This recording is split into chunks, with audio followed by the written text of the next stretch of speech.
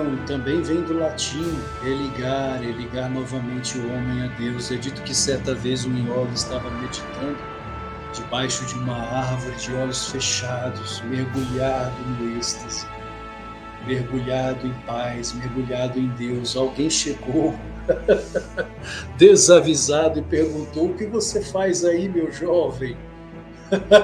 Tirando o yogi do êxtase, do samadhi.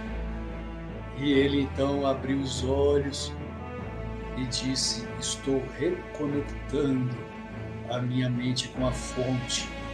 Reconectando a sua mente com a fonte, o que é isto? Queridos, isso é religião. Religar, reconectar.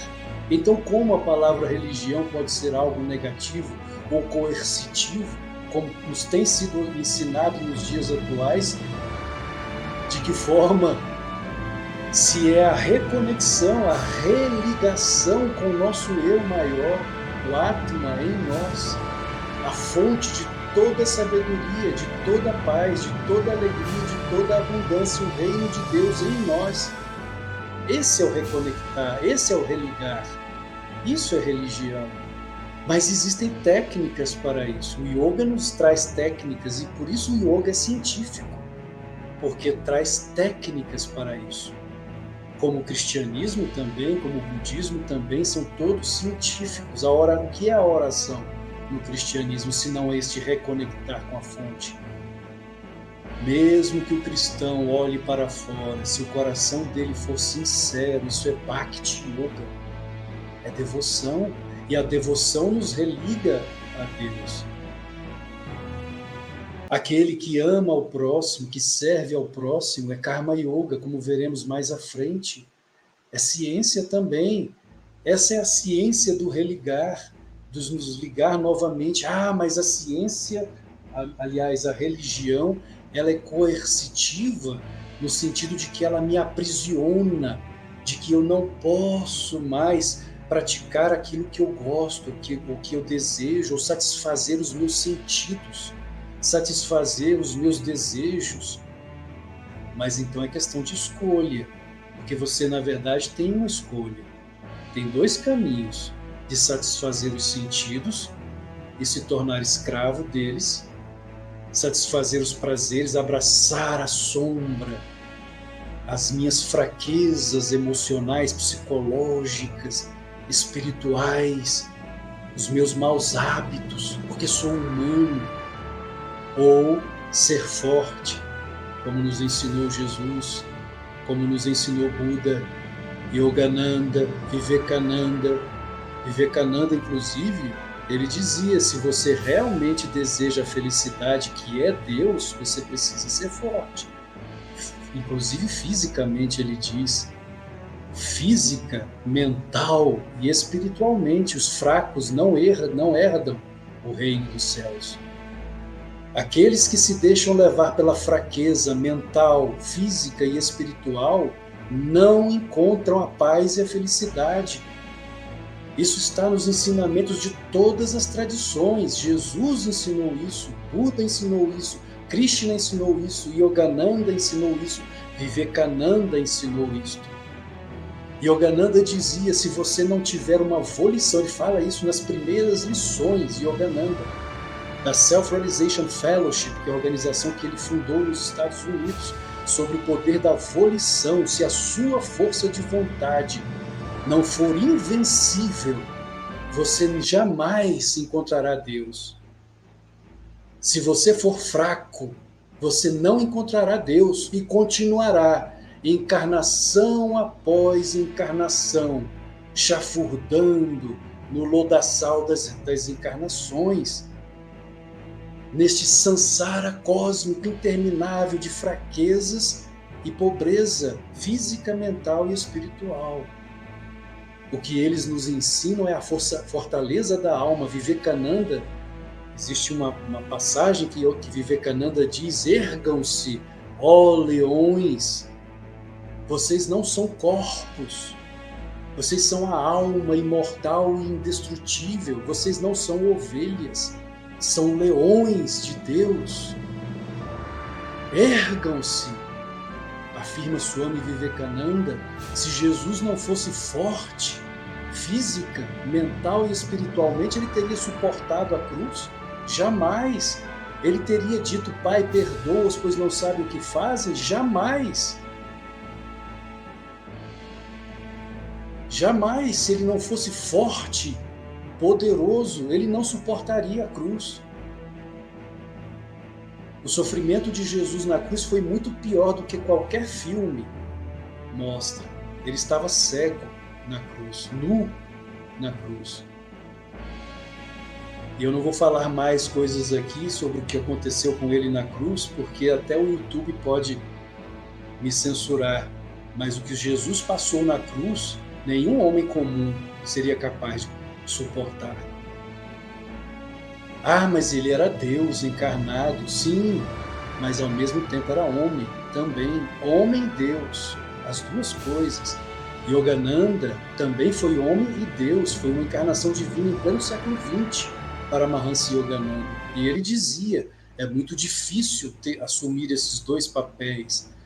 No Horto das Oliveiras, Jesus fraquejou por alguns segundos, talvez. Pai, se queres, afasta de mim este cálice. Foi o lado humano de Jesus. Mas logo o poder divino foi superior ao humano. Mas não a minha vontade humana, mas sim a tua seja feita. E um pouco antes, aliás, um pouco depois disso, quando os soldados vieram para aprisioná-lo, ele disse a Pedro, se eu não quisesse fazer a vontade de meu Pai, ele me enviaria, eu pediria 12 legiões de anjos, mas eu farei a vontade de meu Pai, porque ele era forte, humano, ele sofreu no deserto a tentação no deserto. O lado humano de Jesus sofreu 3 vezes a tentação no deserto. Mas ele era forte. Se ele não fosse forte, Satã teria vencido. E a queda de um ser sagrado, de um ser divino como Jesus, seria a queda de um cosmos inteiro, de um universo inteiro, como Yogananda. E uma das visões que Yogananda teve de Jesus, Yogananda meditando, e o quarto de Yogananda se encheu de uma luz azul opalescente, e Jesus apareceu a ele. E Yogananda disse, os olhos de Jesus sustentavam universos. Universos. Ele era humano e divino ao mesmo tempo. Todos os avatares são humanos e divinos. Krishna foi humano e divino, e Krishna afirmou a Arjuna, eu sou o pai deste universo, a mãe, o sustentador, a sílaba Om, o Senhor, há 5.000 anos. Mas apesar de Krishna ser Deus encarnado, também era humano. No final de sua vida, ele se lançou entre o cervo e a flecha do caçador, para salvar a vida do servo, por karuna, compaixão por todos os seres. E ele sabia que o fim dele seria desta forma. E ele também disse, quando eu partir, Dwarka, que foi a cidade construída por ele, será tomada pelo mar, porque Dwarka era uma cidade artificial. E ele profetizou, Krishna profetizou, o mar tomará conta de Dwarka. Dwarka está no fundo do mar até hoje. É reconhecida arqueologicamente como a cidade do Senhor Krishna. Então, queridos, o religar é ligar nossas almas à nossa fonte, que é Deus em nós. Deus em nós, e ao percebermos que Deus existe dentro de nós, também o perceberemos fora, em todas as coisas, em todas as pessoas e em todas as situações.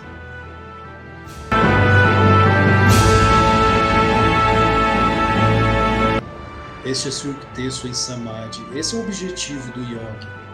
O yogi que não fala a respeito do êxtase, do Samadhi, da percepção de Deus, não é um yogi.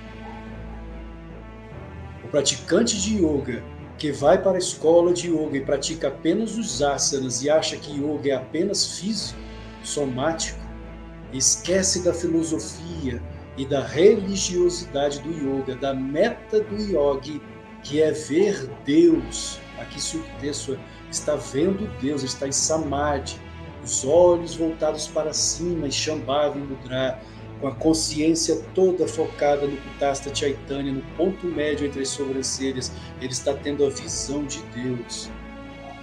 O yogi que não fala sobre isso, que teme falar a seus alunos a respeito de Deus, ele está traindo o próprio yoga.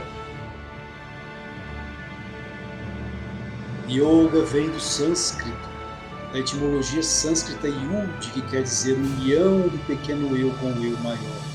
E se é a união ou a junção de nosso pequeno eu com o eu maior, que é Deus em nós e fora de nós em toda parte, então a semelhança entre as duas palavras, yoga e religião, são muito grandes.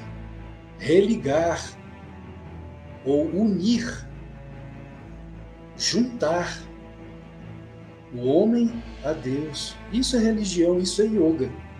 Neste sentido, o yoga é, de certa forma, religar por meio do êxtase. Eis a verdadeira paz.